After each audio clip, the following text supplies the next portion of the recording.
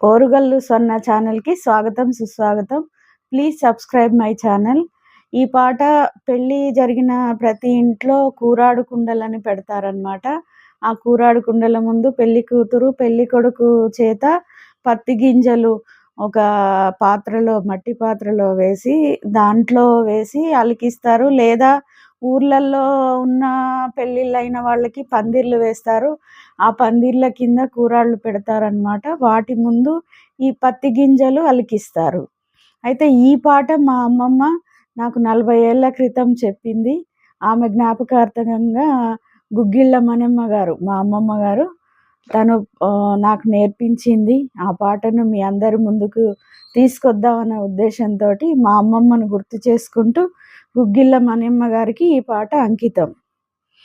ఈ గట్టు ఆ గట్టు చంద్రగిరి గట్టు, చంద్రగిరి గట్లన్నీ చెదురు దున్నించి, 12 స్తంభాల పందిరి కింద పత్తి విత్తుల గుమ్మి మెత్తైన తీసి, గోవు పాలు తెచ్చి గోలంలా పోసి, తెల్లని గింజలు పచ్చబడరాకి, వెండిది తక్కేడ పైడిది గుండు, జోకిరి అన్నల్లు జోడు గంపల్ల, ముత్తైదువకెత్తిరి 3 గంపల్ల, శ్రీరాముడు సరితోలే సీతా సాలేసే, రఘురాముడు సరితోలే రంభా సాలేసే, ముత్తైదువాలికిన 3